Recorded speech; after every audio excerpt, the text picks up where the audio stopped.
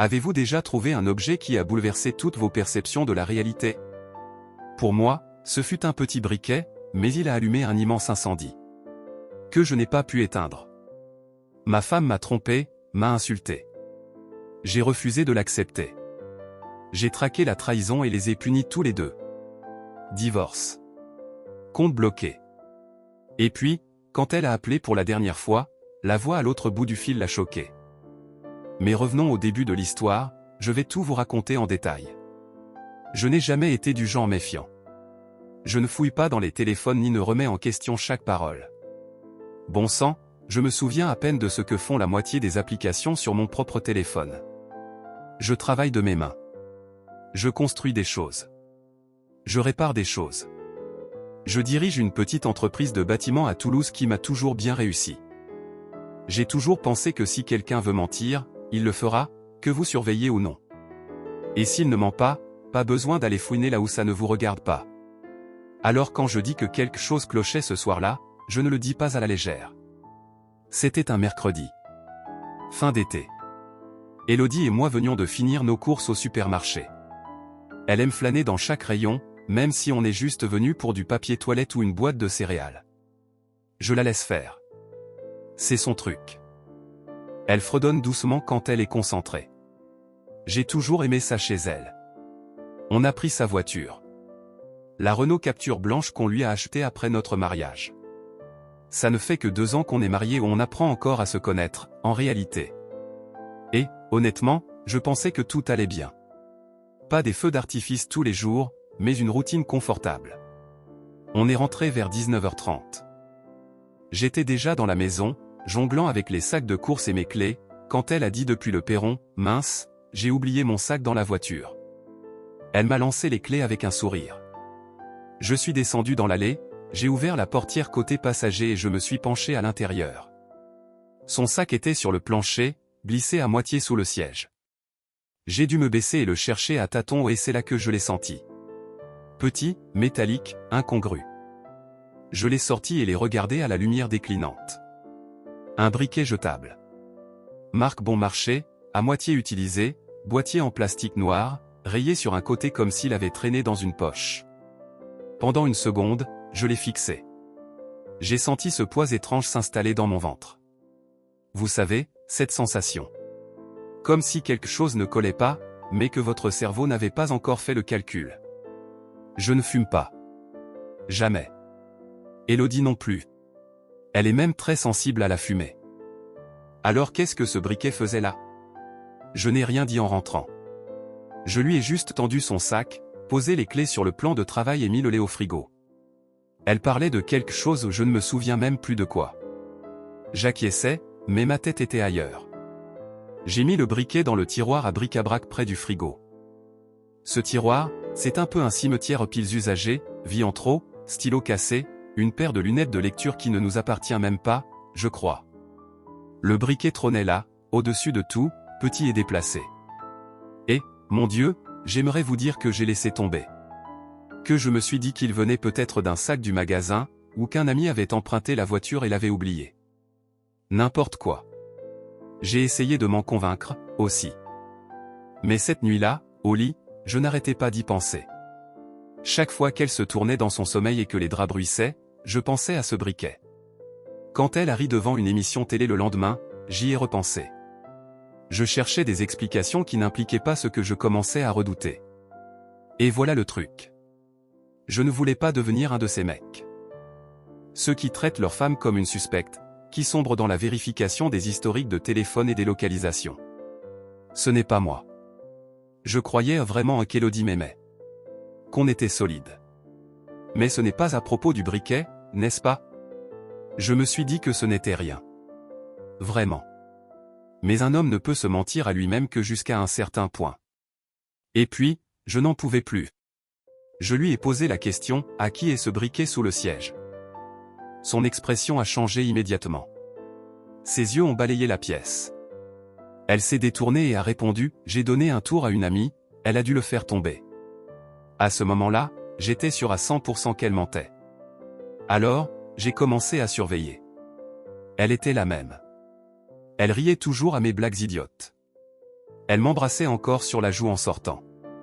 Elle pliait toujours mon linge, laissait des post-it avec des rappels sur le frigo. Si quelque chose se passait, elle le cachait sacrément bien. Mais j'ai continué. 3 soirs en une semaine, elle a dit qu'elle avait des rendez-vous tardifs, soit un cours de yoga, un soin du visage, ou une séance d'aromathérapie dont je ne connaissais même pas le nom. Elodie aime rester occupée. Ça a toujours été son truc. Toujours en mouvement.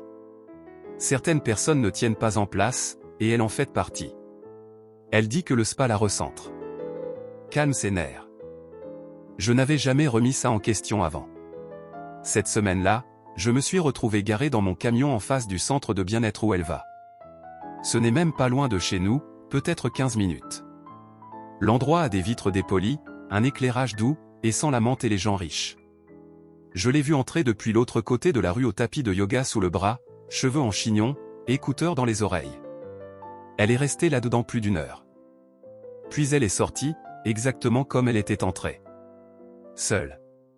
Aucun signe de quoi que ce soit d'anormal. Le lendemain, même chose. Elle disait la vérité, ou alors elle était sacrément douée pour mentir. Mais rien ne semblait clocher. Elle allait là où elle disait aller.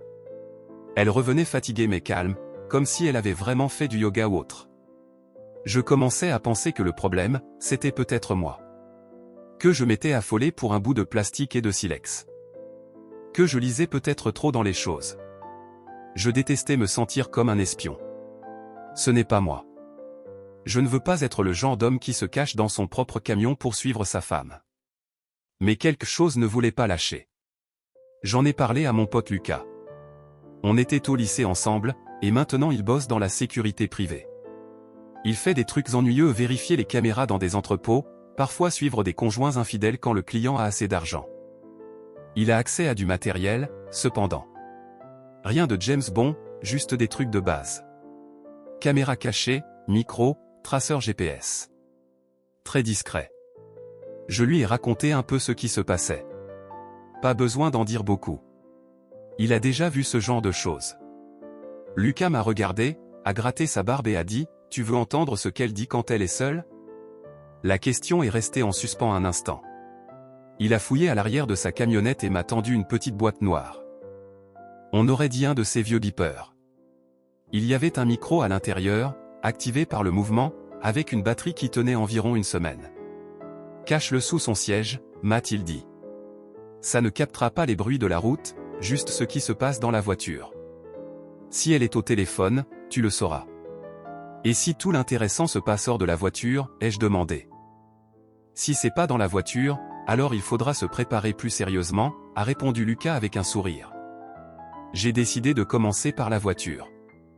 Elle la conduisait souvent et recevait beaucoup d'appels. Si elle allait voir son amant, elle l'appellerait en arrivant. À ce moment-là, la voiture me semblait l'option la plus discrète et efficace. Je l'ai pris. Ça ne me plaisait pas. Mais ne pas savoir me plaisait encore moins. Le lendemain matin, après qu'Elodie était rentrée chercher ses chaussures de sport, je l'ai glissée sous le siège passager. Rapide et facile. Je me suis dit que c'était juste une précaution. Juste pour faire taire cette voix dans ma tête. Je le laisserai quelques jours, puis je le jetterai. S'il ne se passait rien, je pourrais passer à autre chose. Revenir à la normale. Arrêter de jouer les détectives de pacotille. Mais ce n'était pas la vérité. Pas vraiment. La vérité, c'est que quelque chose avait déjà changé entre nous. Je ne savais pas quoi. Je n'avais pas de preuves.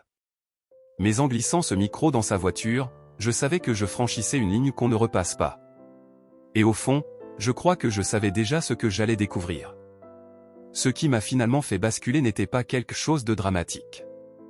Pas une tache de rouge à lèvres ou un message texte. C'était une odeur. Un soir, vers le milieu de la semaine, Elodie est rentrée un peu plus tard que d'habitude. Elle a dit qu'elle faisait une séance de détox profonde et aromathérapie dans son spa préféré.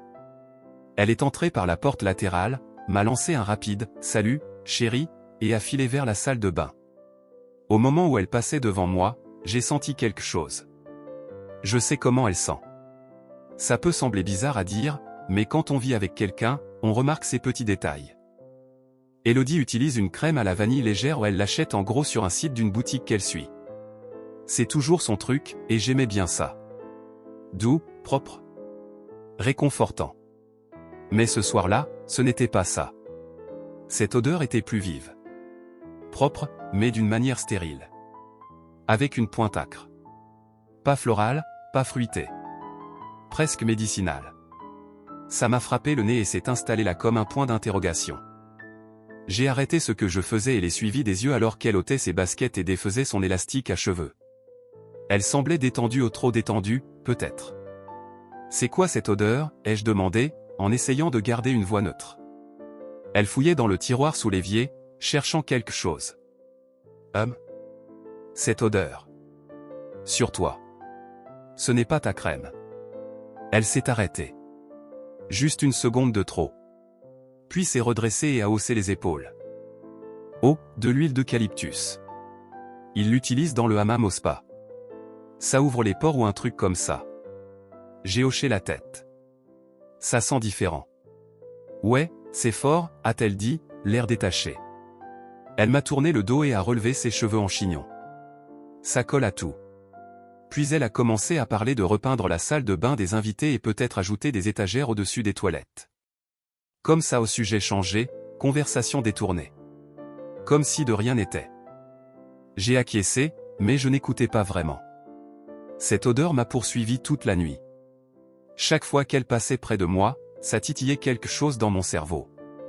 Ce n'était pas mauvais, pas vraiment. Juste, faux. Étranger. Ça n'avait pas sa place sur elle. Je n'en ai plus reparlé. On a dîné, regardé un peu la télé, suivi la routine. Plus tard ce soir-là, pendant qu'elle se brossait les dents, j'ai ouvert le panier à linge dans la chambre. Ses vêtements de sport étaient là. J'ai pris son débardeur, son legging, et son gilet gris qu'elle porte toujours pour aller au spa. Je les ai portés à mon nez. L'odeur était là aussi. Pas comme de la sueur ou du déodorant. Juste cette même odeur clinique d'eucalyptus, mais plus profonde. Comme si elle s'était incrustée dans le tissu.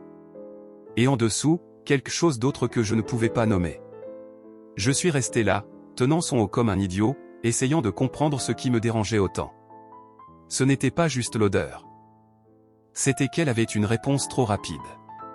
Comme si elle y avait pensé à l'avance. Les gens mentent sur des petites choses. Je l'ai fait. Tout le monde l'a fait. On oublie quelque chose, on invente une excuse, on lisse un coin rugueux. Mais ce n'était pas un de ces mensonges qui viennent de la fatigue ou de l'embarras. C'était autre chose. Le lendemain matin, j'ai préparé le café comme d'habitude. Elle était sous la douche, et ses clés de voiture étaient sur le plan de travail, à côté de ses lunettes de soleil. Elle est sortie de la douche et a dit « Bonjour ».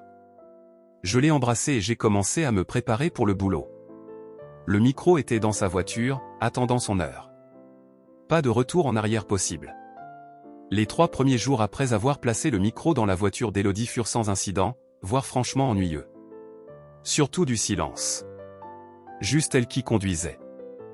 Le frottement occasionnel de son sac de sport. Des parasites quand la radio s'allumait. Un matin, elle a fredonné une chanson de variété française.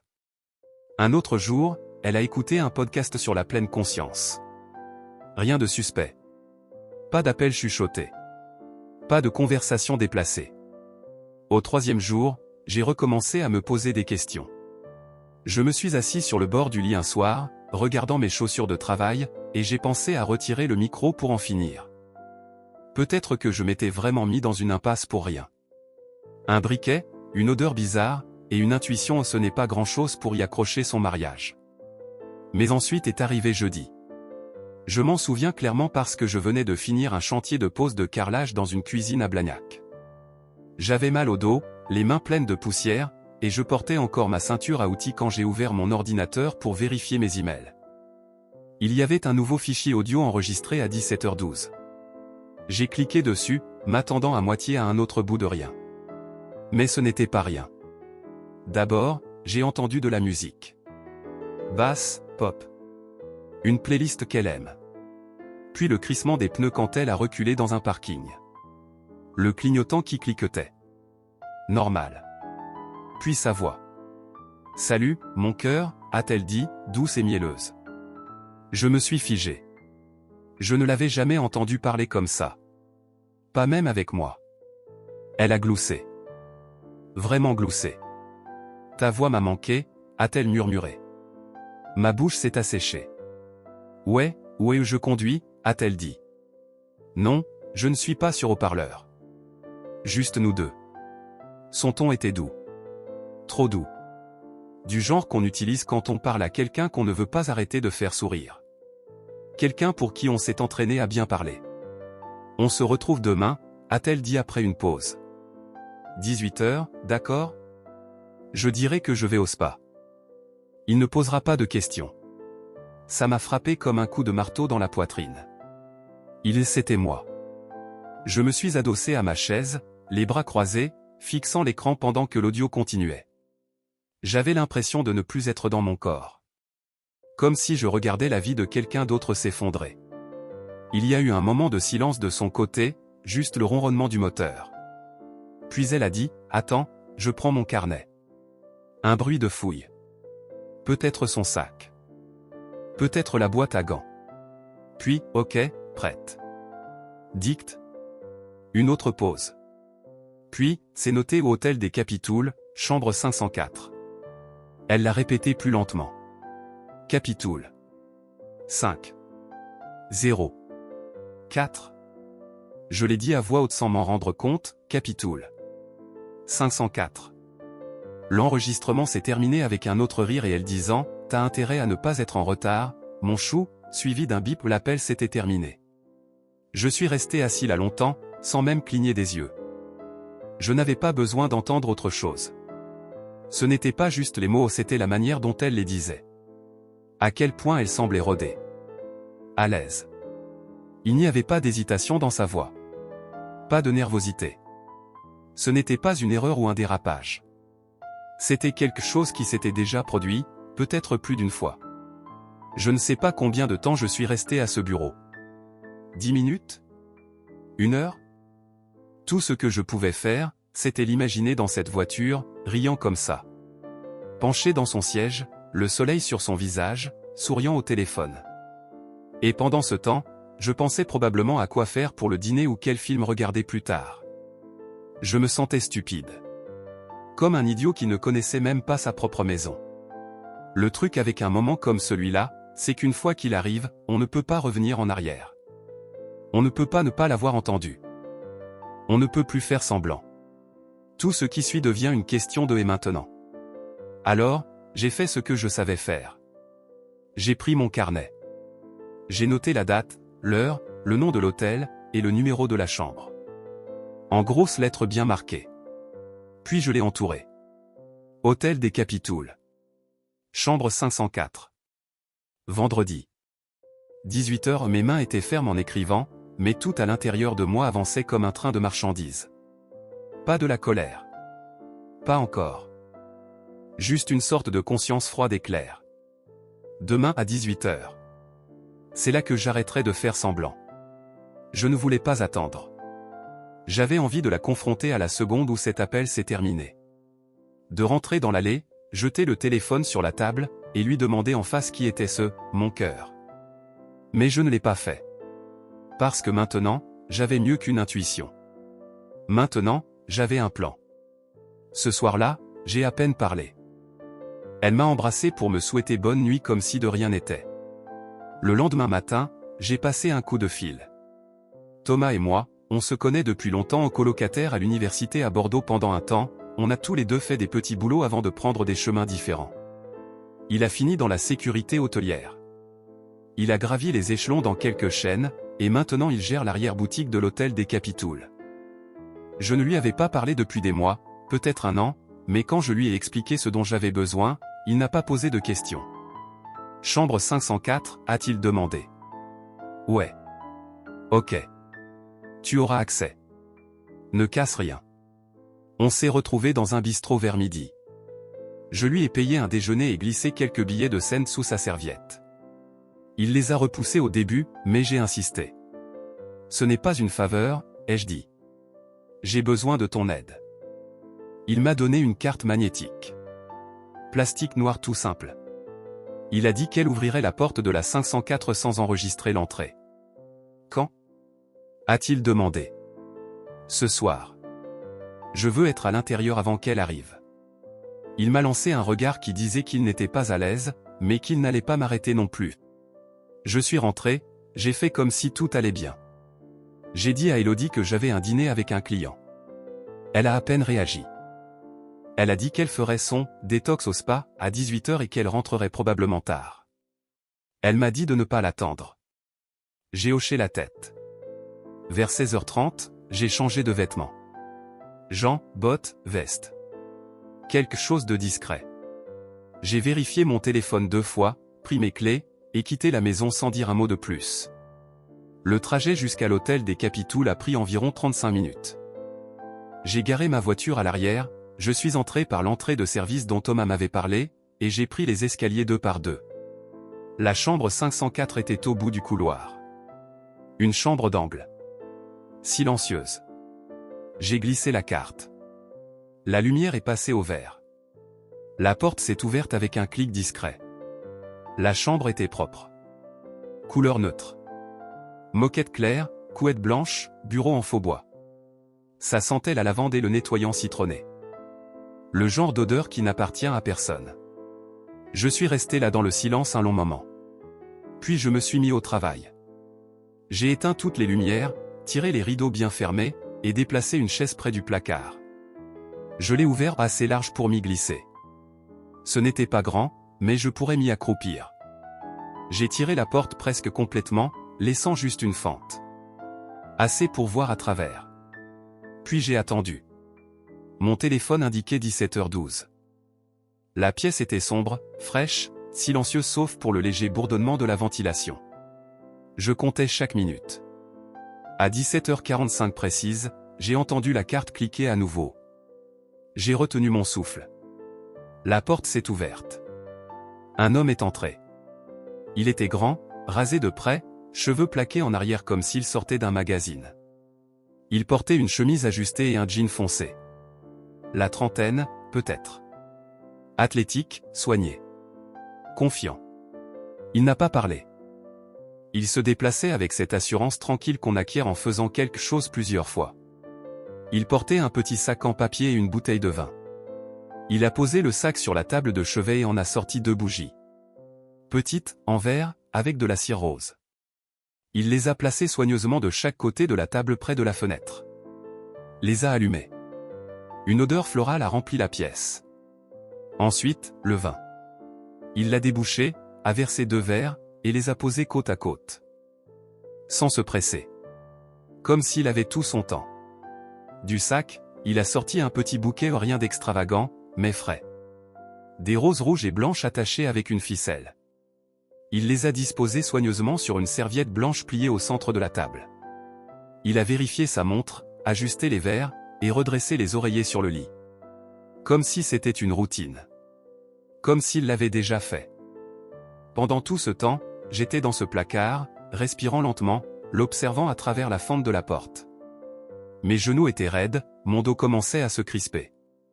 Mais je ne bougeais pas. Je regardais. J'attendais. À 18 h 10, j'ai entendu un léger coup à la porte. 3 petits tapes. Délicat, comme si elle ne voulait pas faire d'histoire. Le type a sursauté un peu. Il a souri. A passé une main dans ses cheveux. Il avait l'air excité et nerveux, comme un gamin sur le point d'impressionner quelqu'un qu'il courtise depuis un moment. Il a ouvert la porte sans un mot, juste un large sourire. Et elle était là. Elodie. Elle est entrée comme si elle l'avait fait 100 fois auparavant. Jean, chemisier pâle, cheveux lâchés, impeccable. Elle se tenait comme si la pièce lui appartenait. Mon estomac s'est retourné quand j'ai vu à quel point elle s'est penchée vers lui, comment elle a incliné la tête juste comme il faut quand il s'est approché d'elle. Ils se sont embrassés. Là, en plein milieu. Comme des ados derrière un gymnase. Sans hésitation, sans culpabilité. Elle a laissé échapper un petit rire, celui qu'elle me faisait quand je la surprenais avec des fleurs. « Je t'ai manqué », a-t-elle dit. « Tu me manques toujours », a-t-il répondu. Je ne reconnaissais pas sa voix. Pas le ton. C'était plus doux, presque joueur comme quelque chose qu'elle gardait en réserve. Quelque chose qui ne m'appartenait pas. Il a pris sa main et l'a guidée vers la petite table qu'il avait préparée. Elle a regardé les verres de vin et les bougies, et son visage s'est illuminé comme s'il avait peint le plafond d'étoiles. « T'es trop » a-t-elle dit, taquine. « C'est pour quelle occasion ? » ?»« Juste envie de rendre ça spécial pour toi. Tu le fais toujours. » Puis elle s'est penchée et l'a embrassé à nouveau, plus lentement cette fois. Comme s'il n'y avait pas le moindre souci au monde. Je me sentais comme si j'observais deux étrangers. Sauf que l'un d'eux avait le visage de ma femme. Ils se sont assis à la table et ont commencé à manger. Ils parlaient en mangeant. Parlaient de son boulot à lui, de ses visites au spa, de la prudence dont il devait faire preuve. Et puis est venue la partie qui m'a brûlé plus que tout le reste. Elodie Harry a pris une gorgée de vin, et a dit, franchement, il est comme un labrador. Loyal, un peu bête, et juste heureux que je sois à la maison. Il a gloussé. Je suis sérieuse, a-t-elle continué. Il ne découvrira jamais. Il pense encore que je vais au spa pour me recentrer. Pendant ce temps, moi, je vis vraiment. Ma poitrine s'est serrée. J'ai dû stabiliser ma respiration pour qu'elle ne devienne pas bruyante. C'est juste un portefeuille, a-t-elle ajouté, faisant tournoyer le vin dans son verre. Instable, mais c'est tout. Je l'ai épousé parce qu'il était sûr. C'est tout. Un filet de sécurité. Pas de l'excitation. J'ai serré les dents si fort que ma mâchoire a craqué. Ils ont continué. Plus de vin. Plus de contact doux. Elle a complimenté sa chemise. Il a repoussé une mèche de cheveux derrière son oreille. Je ne me souviens même plus combien de temps ils sont restés là. Je comptais les battements de mon propre cœur, agrippant le bord du placard pour empêcher mes mains de trembler. Et puis ils se sont levés.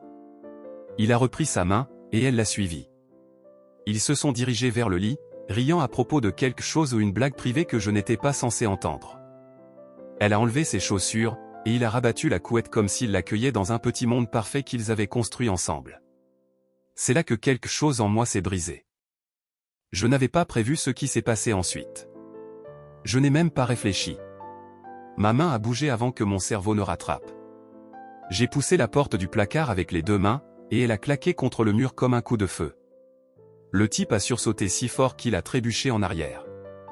Elodie a crié au fort, aigu, comme dans un mauvais film. Pendant une seconde, personne n'a bougé. Je suis sorti. Mes bottes ont frappé le sol comme le tonnerre. Il s'est empressé, trébuchant sur son propre pied, attrapant le bord de la couette, et tombant vers le cadre du lit. Dans la pagaille, son genou a heurté la porte du placard et a presque arraché la charnière. Il a atterri lourdement, gémissant, emmêlé dans les draps. Elodie a reculé, les mains sur la bouche, les yeux écarquillés comme si elle ne me reconnaissait pas.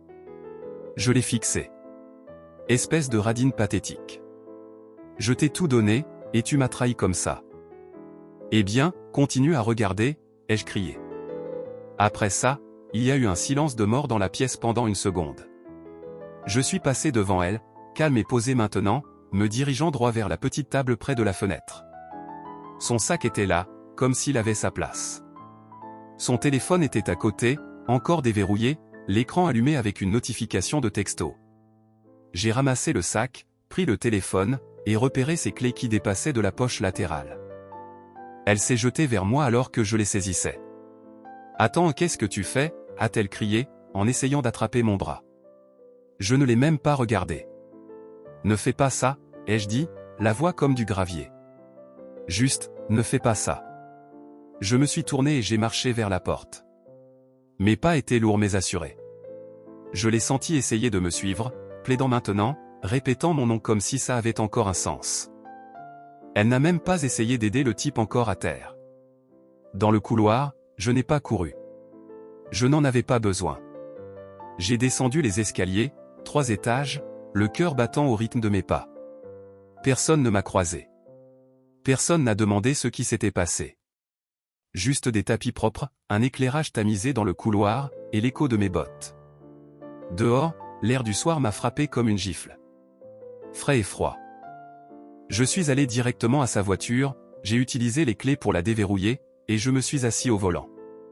Ça sentait comme elle. Cette odeur qui m'avait tourmenté toute la semaine, un mélange de menthe et quelque chose d'amer en dessous. J'ai démarré le moteur et je suis parti sans regarder en arrière. Le trajet jusqu'à la maison était silencieux. Pas de musique. Pas de radio. Juste moi, son téléphone vibrant une ou deux fois dans le porte-gobelet. Je ne l'ai pas regardé. Je m'en fichais. En arrivant dans l'allée, j'avais l'impression de marcher dans la vie de quelqu'un d'autre. La lumière du perron était allumée, comme toujours quand elle sait que je rentrerai tard. Je ne suis même pas entré tout de suite. Je suis resté là, sur le perron, à regarder la maison comme si je n'étais plus sûr qu'elle m'appartenait. Environ 20 minutes plus tard, un taxi s'est garé dans l'allée. Les phares ont balayé la pelouse. Elle a sauté avant qu'il ne s'arrête complètement et s'est précipitée vers les marches, le visage marbré, le souffle court, comme si elle avait pleuré tout le trajet. Elle a sonné, je suis sorti. S'il te plaît, a-t-elle commencé, s'il te plaît, est-ce qu'on peut juste parler une seconde? J'ai fouillé dans ma poche et sorti un billet de 100 € tout neuf. Je le lui ai jeté. Elle l'a regardé, perplexe. Pensant encore qu'il y avait une conversation à avoir. Je l'ai laissé tomber sur le paillasson devant ses pieds. Voilà ton prix, ai-je dit. Reviens demain pour tes affaires. Puis je suis rentré et j'ai fermé la porte. Le bruit du verrou qui tournait derrière moi était plus fort que tout ce qu'elle a dit à travers la porte après ça.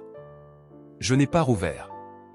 Elle est restée là quelques minutes essayant de raisonner, de supplier, de bricoler une explication. Mais j'en avais assez entendu. Et j'avais enfin, complètement, cessé d'écouter. Elle est revenue le lendemain matin, comme je l'avais dit. Les mêmes vêtements que la veille. Les cheveux en désordre. Le maquillage barbouillé. Elle semblait plus petite, d'une certaine manière. Pas physiquement, mais dans sa façon de se tenir. Comme un ballon dégonflé. J'étais déjà levé, assis à la table de la cuisine avec un café noir, regardant le soleil filtrer à travers les volets. Quand la sonnette a retenti, je n'ai pas bougé tout de suite. Je l'ai laissé sonner 2 fois. Puis j'ai ouvert. Elle portait un sac de sport et un panier à linge. Ses yeux étaient gonflés. La première chose qu'elle a dite était « S'il te plaît, est-ce qu'on peut parler ?» J'ai fait un pas de côté et montré l'horloge. 2 heures. C'est tout. Elle a hoché la tête et est passée devant moi comme un fantôme. Sa voix s'est brisée quand elle a parlé. Elle a dit qu'elle était désolée. Que ça ne voulait rien dire, que c'était juste une question de se sentir désiré à nouveau. Je n'ai pas répondu. Je l'ai laissé parler parce que ça n'avait plus d'importance. Chaque mot qui sortait de sa bouche était un autre pansement sur un pneu que je ne conduisais plus. Elle s'est déplacée dans la maison comme si elle était sous l'eau. Elle a pris des vêtements dans les tiroirs, des chaussures dans le placard, quelques souvenirs sur la commode. Elle s'arrêtait de temps en temps, comme si elle voulait demander quelque chose, peut-être si on pouvait réessayer, peut-être si je l'aimais encore, mais elle ne l'a jamais fait. Je suis sorti sur le perron et l'ai laissé finir. 2 heures plus tard, à la seconde près, j'ai entendu la porte moustiquaire grincer derrière moi. Elle se tenait là, le sac sur l'épaule, le panier dans les bras. Je n'ai pas demandé si elle avait tout pris. Je n'ai pas dit au revoir. Je lui ai juste tendu la main. Elle a semblé confuse au début, puis a compris que je demandais les clés. Elle me les a données sans un mot. J'ai fermé la porte derrière elle et les verrouillé. Puis j'ai changé le code du garage, le code de l'alarme, et le mot de passe du Wi-Fi. J'ai appelé la banque. J'ai fermé le compte joint. J'ai tout mis à mon nom là où c'était autrefois à nous. Puis j'ai appelé un avocat. 3 jours plus tard, j'avais un rendez-vous. 5 jours plus tard, j'avais les papiers en main. Je les ai envoyés à ses parents. 3 mois plus tard, il y a eu un procès. Propre. Rien de traînant. On n'avait pas d'enfants, donc pas de garde à disputer. La maison m'avait toujours appartenu, mon grand-père me l'avait léguée, donc elle est restée à moi. Elle a eu la moitié de la valeur de sa voiture. Pas la voiture elle-même, juste sa part. Et je l'ai laissé garder le petit frigo qu'on avait acheté pendant les soldes du Black Friday 2 ans plus tôt. Il avait encore ses vieux maniets dessus. Quand tout a été fini, je me suis assis longtemps sur la terrasse à l'arrière. Le silence était différent maintenant. Pas lourd. Pas triste. Juste, calme. Pendant les 2 premières semaines après le procès, elle a continué à écrire, appeler, s'excuser. Mais j'étais froid. Ce soir-là, après le tribunal, j'ai décidé de retrouver des amis dans un bar. Prendre un verre, se remémorer le bon vieux temps. Rien d'extravagant, juste un bistrot qu'on fréquentait après de longues journées de boulot. C'est là que j'ai rencontré Camille. Elle était assise au bout du comptoir, discutant avec le barman d'un vieux groupe de jazz que je ne connaissais pas. Elle portait ses cheveux lâchés et avait cette manière de se pencher quand elle écoutait, qui vous faisait sentir important. Elle a ri à ma blague sur le placo. C'est comme ça que j'ai su qu'elle était différente. On a discuté. D'abord 1 heure, puis 2. Elle posait des questions. Racontait des histoires. Elle n'en faisait pas trop. N'avait pas l'air de chercher un sauveur. Elle me comprenait, tout simplement. Une nuit, environ 3 semaines après avoir commencé à la voir, mon téléphone a sonné. Numéro inconnu. J'avais un pressentiment. J'ai décroché, sans rien dire. « Salut », a dit une voix à l'autre bout. « C'est moi. » Je n'ai pas répondu. Camille a levé les yeux depuis le canapé, a vu mon visage, et a haussé un sourcil. Je lui ai passé le téléphone. Elle l'a pris comme si de rien n'était, l'a porté à son oreille et a dit « Il est à moi maintenant. » Ne rappelle plus. Puis elle a raccroché. A bloqué le numéro avant de me rendre le téléphone. C'était la dernière fois que j'ai eu des nouvelles d'Élodie. Certains jours, je me demande encore ce qu'elle raconte aux gens. Probablement que j'étais froid, ou en colère, ou pas assez présent. Peut-être qu'elle me fait passer pour le méchant. Ça m'est égal. Qu'elle le fasse. Je connais la vérité. J'ai ma maison. J'ai mon entreprise. J'ai ma paix. Et j'ai Camille. C'est plus que suffisant pour moi. Partagez vos réflexions dans les commentaires. Avez-vous déjà trouvé quelque chose d'insignifiant qui s'est avéré être un signal d'alarme sérieux? Si vous avez aimé cette histoire, abonnez-vous à la chaîne et aimez-la.